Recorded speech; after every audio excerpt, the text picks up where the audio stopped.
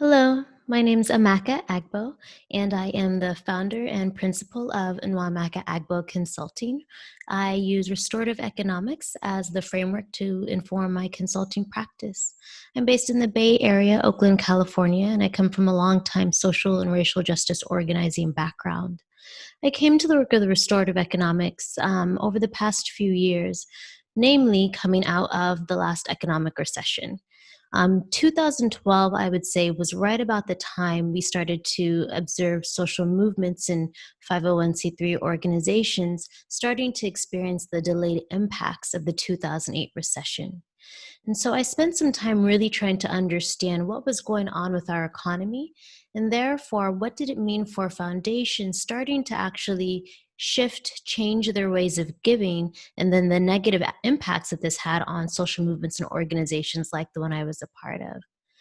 Through this process, I started to learn a lot more about the interconnection of economy, capital, government, and systems, and really started to wrestle with the large questions of what are the resources, what are the skills and the capacities that communities need in order to be able to develop their neighborhoods, their communities, in their own image, and being able to really exercise collective determination and agency over how they want to live, work, and play with one another close together.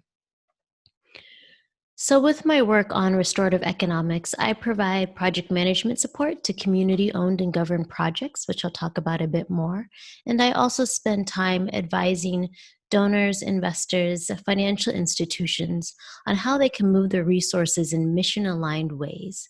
And so really ensuring that they're activating all of their resources, financial and non-financial, to really help reinvest those resources back into those communities that have been most disproportionately impacted by harmful economic practices as a way of helping to rebuild them and as a way of helping to ensure that they have the resources that they need to actually help create a more equitable economy going forward. The global pandemic has definitely laid bare a lot of the systemic injustices that many of us are aware of. And the actual meaning of the word apocalypse, right, is a great revealing, a great uncovering. And then I would offer that the COVID-19 global pandemic has revealed a lot of the weaknesses, the flaws, and the failures of our federal government, of our education systems, of our public health systems, even our food systems, and being able to support the needs of those that are most vulnerable and need them the most.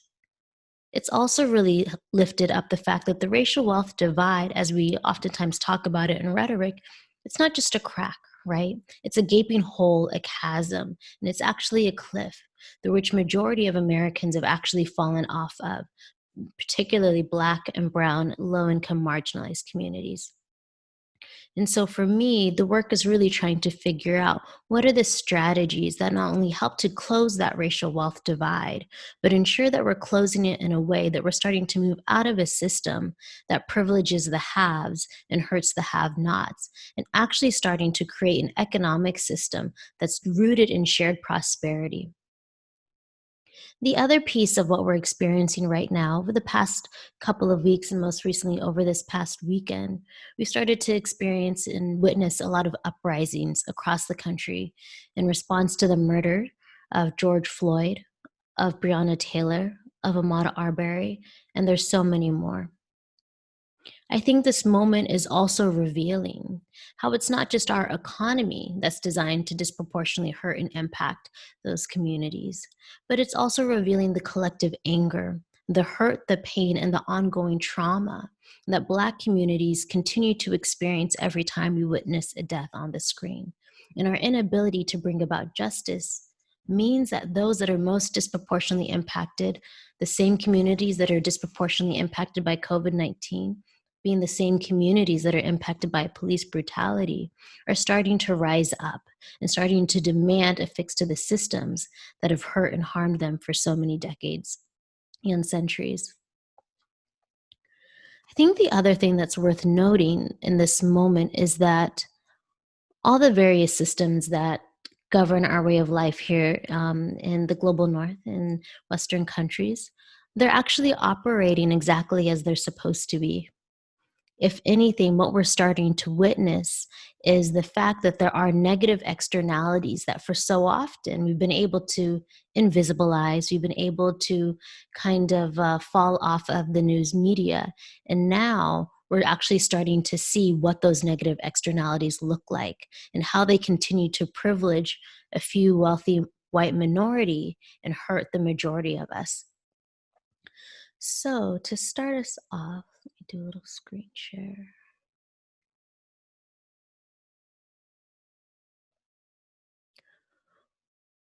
One of the things that I think the global pandemic is really lifting up as well is this piece around how our economy is designed to extract natural resources.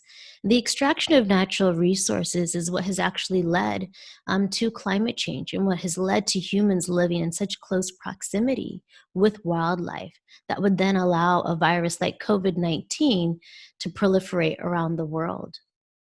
The other thing that's really becoming clear is that our ongoing exploitation of labor. Right now, as we talk about essential workers and essential businesses, it's evident that the majority of essential workers are made up of working women of color. And these are low wage workers who are not being compensated in a way that actually reflects our understanding that they are essential. In fact, the way that we compensate them, the way that we treat them and disregard them, is saying that you're actually expendable. We also continue to have an economic system that focuses in on consolidating control and power.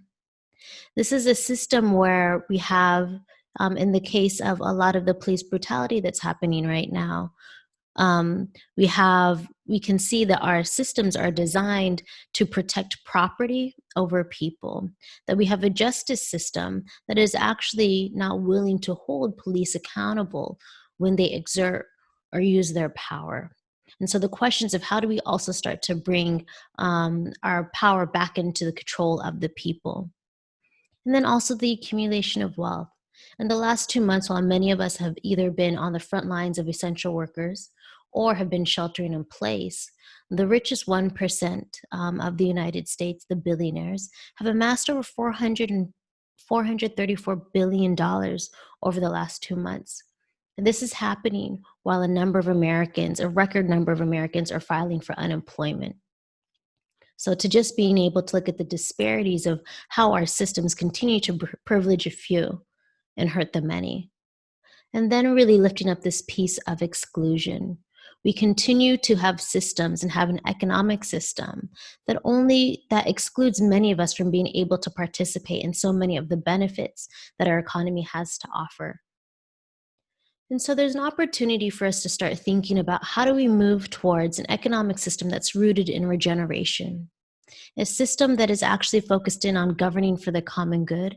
How do we lift up shared prosperity as a way of being? And then start to move towards inclusion, start to ensure that we're sharing all that our economy has to offer with all those that need it. And so my work on restorative economics, I think it's helpful to kind of spend some time redefining economy. I found this extremely helpful for me because oftentimes when I think of economy, when I was studying my graduate school 101 economics, my notion around economy fully centered on dollars and cents. I would think about elasticity. I would think about import and export taxes. And what an organization, a movement generation has really lifted up for me is that the meaning of the word economy is actually the management of home. And so when I think about the management of my home, I think about the culture and tradition of my household. I am Nigerian, my partner is Japanese and Greek. I think about our health and well-being. I think about what does it actually take for that space to feel sacred and whole. And so we could actually expand this definition of economy, the management of home, to think about our collective home. And I raise this point because I think the moment that we're in right now is an invitation to start thinking about how do we ultimately redefine economy? How do we, rather than moving towards reopening the country and going back to the same systems that got us here, what are the interventions that we need to start to make to actually ensure that we're creating an economic system that is rooted in our collective well-being. And so to do that, my work around restorative economics calls us into really recognizing that at first there is the need to repair a significant amount of harm that's been done to Black, Indigenous, and communities of color. And so when we think about the economy that we're trying to transition to, we can't just kind of leapfrog over that gap. We actually have to spend time mending that gap, healing the harm to ensure that those same communities that have been hurt, harmed, locked out, and left behind have the resources, the tools that they need to be a part of the conversation and actively building a more just and equitable economy going forward. So for me, restorative economics is quite intentionally rooted in a framework of reparations and repair. And I think this goes hand in hand once again when we understand this in the context of the uprisings happening across the country right now. And so, in order to kind of guide my work, the methodology that I use is to first spend some time figuring out how can we support projects that are community stewarded? How can we help groups of people and groups of individuals come together to collectively own and manage an asset? And this is important because the way that we manage wealth together is what allows us to kind of transition out of a system of capitalism that's very much focused on privileging wealth for an individual at any and all costs, and start to actually move towards a model, a system that's focused on collective well-being and shared prosperity. I think the other piece to this is how are we looking at who gets to make the decisions around how that asset is used and held within our community? This really strikes at the heart of governance, the work that we're set up to do. And so, how do we start to actually create governance structures that center the needs and the interests of the most vulnerable in our community, and do so in a way that we're inviting people to collectively come together to make decisions about how to steward those assets together for the collective good? How we make decisions is just as important as the decisions that we end up making. And part of what we need to be in is a practice of actually engaging in a collective governance for our collective well-being. And for me, in my work at the end of the day, the goal is not to just have more people owning more projects and more community assets together. While I think that is a great endeavor, for me, the goal is to really figure out how we're able to then leverage those assets. So those assets, whether they are a building that's collectively owned by a group of people, whether we're looking at a community governed loan fund, or maybe we're looking at a community governed microgrid energy system. The fact is that when those assets are actually collectively held in the community together, we're building their political, cultural, and economic power to be able to assert their right to live in their full dignity and to be able to defend those rights on the political terrains that are critical to ensure long-term shifts in systems transformation. And so, in order to move through the work, as I mentioned, one of the pieces being able to really start off with a piece around acknowledging the harm that has been done and understanding that there's particular habits and patterns, extraction, exclusion, and accumulation of wealth and power that got us here. And so, how do we start to identify the choice points and how we actually are able to start building and practices of regeneration, governing for the whole, and inclusion? And understanding that our ability to work on a project together that is collectively owned and governed is what allows us to not only shift culture and structures and institutions, but it also allows us to be transformed through the work as individuals because it requires us to show up differently. It requires us to be in deep and authentic relationship with our colleagues and our neighbors to see the overall success of the project. And then the other piece is ensuring and really starting to rethink governance overall. And so my work really tries to figure out what are the mechanisms, what are the opportunities for identifying those individuals that are most impacted And how do we make decisions that speak to their needs, their well-beings, that include their voices, with the understanding that if we meet their basic daily needs, chances are that the rest of us will be better off as well. Their siblings, their friends, their families, their neighbors. And so one of the ways I like to think about this is, if we ensure that a young person has access to 3 meals a day, the likelihood is that their siblings are also eating 3 meals a day and not going hungry. And the same with their parents, their family, and their friends. And so what are the things that we need to really center those that are most impacted around when we look at healthcare, when we look at education, when we look at housing? Making decisions that are best for the common good. And lastly, that the work once again is about how are we building power and understanding that power sits in three realms. Cultural power speaks to our ability to lift up the norms and the values that really center our commitment to collective well-being and shared prosperity. Economic power looks at our ability to be able to kind of manage our communities through our exchange of goods and services in a way that really lifts up those values and norms. And then the political power is our ability to actually contest for power and defend the types of projects that we want to see on the political terrain. And that at the end of the day, as we try to move from extraction and accumulation to regeneration and redistribution, we're ultimately dealing with how do we redistribute power, and being able to understand that the social movements that are on the front lines of contesting for power, those social movements are what make it possible for us to actually engage in those three realms of power as well. And so an opportunity to figure out, as we're building shared prosperity and building community wealth, our ability to really resource and support and be in deep solidarity with the social movements that support our work. So my work on restorative economics calls us to be really intentional about who we are investing in: Black, Brown, Indigenous communities of color, how we're investing in them, making sure that we're actually using financial and non-financial resources in a non-extractive way, moving all of our resources, both our grants and our investment dollars, to mission-aligned strategies. And then how we invest in them, starting to really look at those projects that are starting to experiment with models of collective ownership, that are starting to innovate with different ways of making decisions, and at their core are really trying to support the broader needs of a community and not just trying to privilege a few. I think this moment of COVID-19 and the uprisings across the country and actually around the world, we've been starting to hear about solidarity protests in Amsterdam and in Germany, is really lifting up what some would call challenges, but what I would like to lift up is opportunities.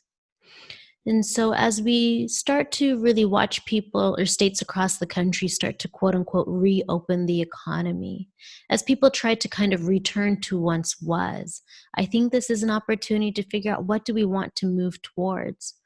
And the fact that we have a government that hasn't actually figured out how to intervene in market forces that are more committed to kicking people out of their homes during a moment of shelter in place and as a way of maximizing money than it is around protecting people, we have to also call into question the role of government.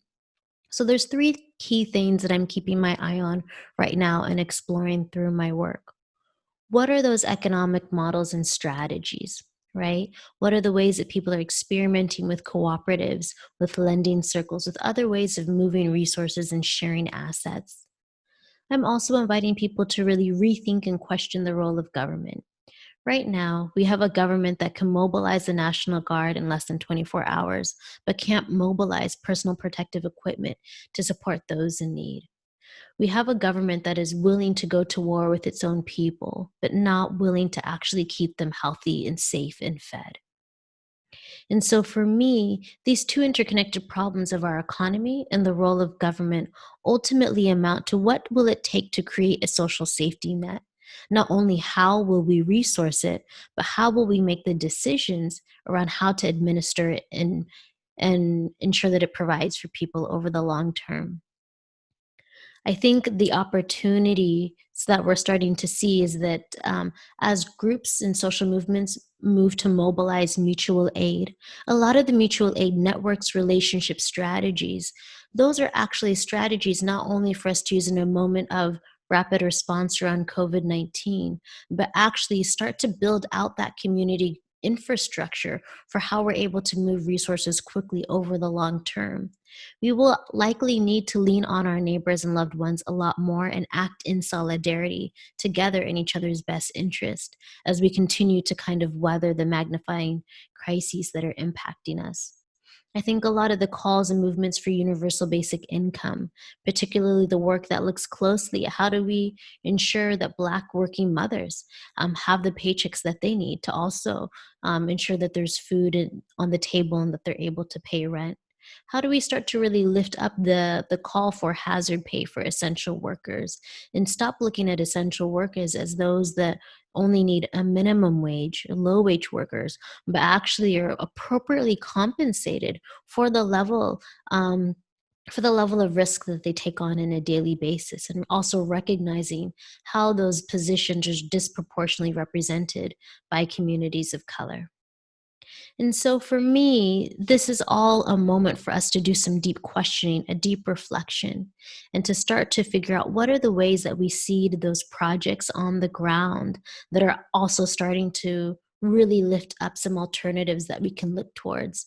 Some of the projects that I'm really excited about, there's a project Black Land and Power, which is a program of the National Black Food and Justice Alliance. And Black Land and Power brings together a set of movement-based organizations, Black-led land-based institutions, farmers, organizers across the country trying to really figure out how do we ensure that Black people have access to land for safe and sacred space, for healing, for learning, for training, for being able to rest.